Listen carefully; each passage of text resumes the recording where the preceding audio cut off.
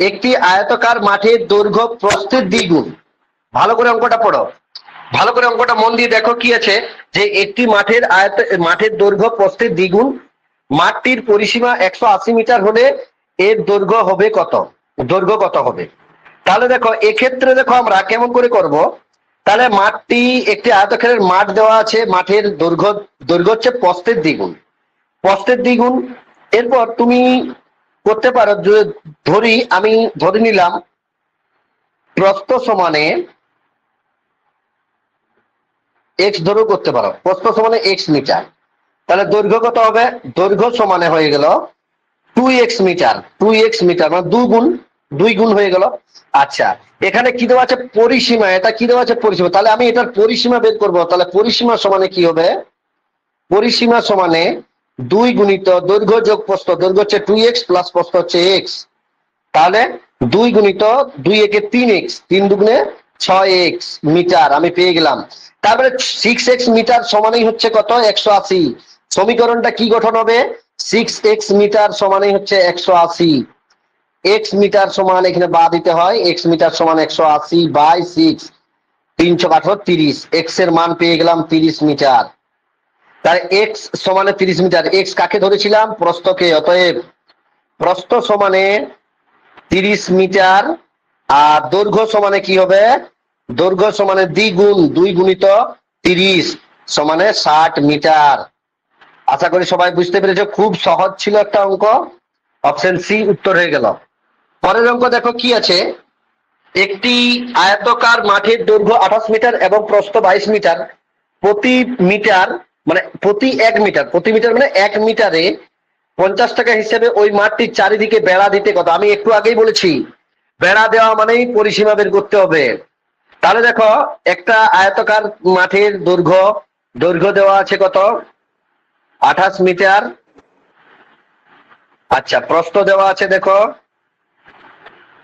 22 metre. তাহলে আমাকে পরিসীমা, বেড়া মানেই পরিসীমা বের করতে হবে, বেড়া দেওয়া মানে আমরা 4-5টাই বেড়া দিই আর কি।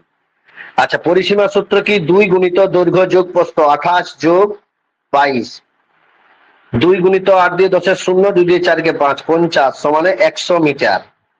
তাহলে আমার কত মিটার লম্বার বেড়ার প্রয়োজন, 100 মিটার লম্বার বেড়ার প্রয়োজন। তাহলে অতএব প্রতি মিটারে খরচ হয়, প্রতি মিটারে খরচ হয় 50 টাকা। তাহলে 100 মিটারে খরচ হবে কত, 50 গুণিত 100 সমান হচ্ছে 5000 টাকা, 5000 টাকা। আশা করি সবাই বুঝতে পেরে গেছো, খুবই সোজা ছিল। 1 মিটারে যদি বেড়া দিতে খরচ হয় 50 টাকা, তাহলে 100 মিটার লম্বা ইয়েতে বেড়া দিতে খরচ হবে 5000 টাকা। দেখো পরের অঙ্ক কি আছে, একটি আয়তক্ষেত্রের দৈর্ঘ্য এবং প্রস্থ যথাক্রমে 16 মিটার 12 মিটার। একটি বর্গক্ষেত্রের পরিসীমা ওই আয়তক্ষেত্রের পরিসীমার সমান হলে বর্গক্ষেত্রটির ক্ষেত্রফল কত। খুব সুন্দর একটা অঙ্ক দিচ্ছে, এই টাইপের অঙ্ক পরীক্ষায় গেলে আছে আর কি। দেখো আয়তক্ষেত্রের, তাহলে আমাকে পরিসীমাটা প্রথম বের করতে হবে। তাহলে দৈর্ঘ্য কত আছে, দৈর্ঘ্য আছে 16 মিটার আর প্রস্থ আছে 12 মিটার। তাহলে পরিসীমা কত হবে, পরিসীমা সমানে 2 গুণিত দৈর্ঘ্য যোগ প্রস্থ, 16 যোগ 12 সমানে 2 গুণিত 6 2 8, 28, 28 দুগুণে 56। একটু ভালো করে লিখি, 56টা বোঝা যাচ্ছে না, 56 এত মিটার পেয়ে গেলাম। অতএব বর্গক্ষেত্রের পরিসীমা কত, বর্গক্ষেত্রের পরিসীমা 56 মিটার। তাহলে বর্গক্ষেত্রের বাহু কি হবে, আগে বাহু বের করতে হবে, বাহু না বের করলে, একটু আগে একটা অঙ্ক করলাম। তাহলে পরিসীমা ভাজিত 4, 4 14 56, কাটাকাটি করলে 14 মিটার। বর্গক্ষেত্রের বাহু পেয়ে গেলাম 14 মিটার। অতএব বর্গক্ষেত্রের আমাকে ক্ষেত্রফল জানতে চাইছে, ক্ষেত্রফল সমানে হচ্ছে 14 স্কয়ার, বাহুর স্কয়ার, 14 স্কয়ার 196 বর্গ মিটার।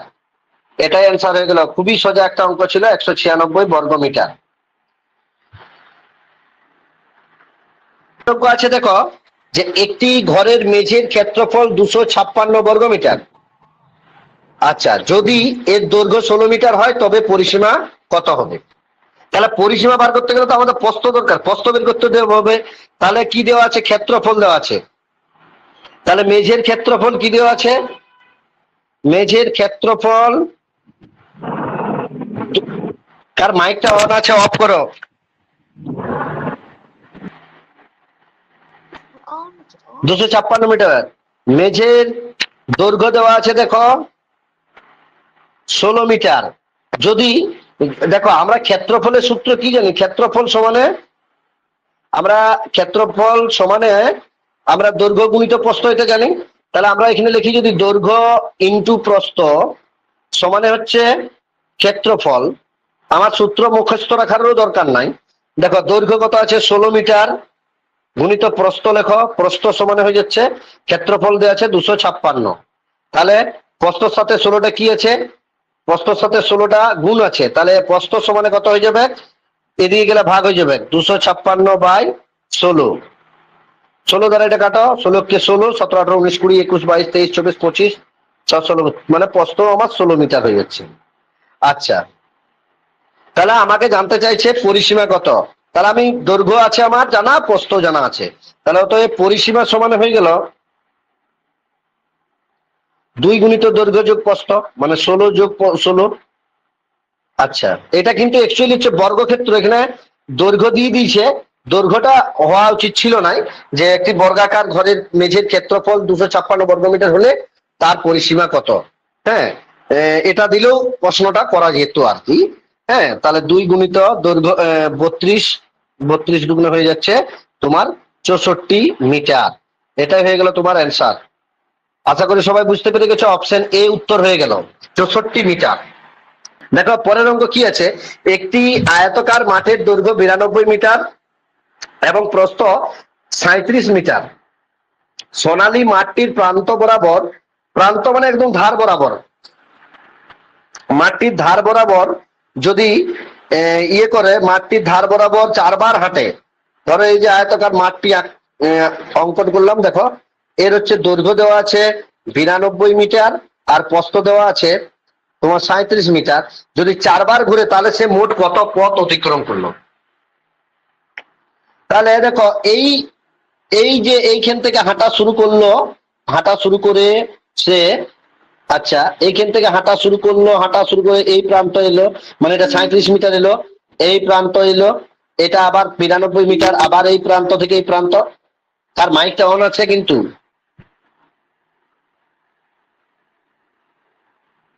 ক্লাস চলাকালীন মাইক অন রাখবে না। এই প্রান্ত থেকে এই প্রান্ত গেল, তাহলে দেখো হয়ে গেল তোমার এটা ওর একবার ঘোরা হলো, এরকম 4 বার, এরকম 4 বার ঘুরছে। এরকম 4 বার ঘুরলে তাহলে সেক্ষেত্রে আমরা কি করব? এরকম 4 বার ঘুরলে আমরা তাহলে প্রথমত আমাদেরকে বার করতে হবে যে পরিসীমা বের করতে হবে। অঙ্কিত কুন্ডু মাইকটা অফ করো। তাহলে দেখো, কারণ ক্লাস চলাকালীন যদি মাইকটা অন রাখো না, তাহলে কি হয়, আমার পড়ানোর অনেক ডিস্টার্ব হয়। বুঝতে পারলে তো? সবাইকেই বলছি। আচ্ছা, তাহলে দেখো এটা হয়ে গেল। আমাকে প্রথমে সর্বপ্রথম কাজ তাহলে পরিসীমা বের করতে হবে। কি বের করতে হবে? পরিসীমা।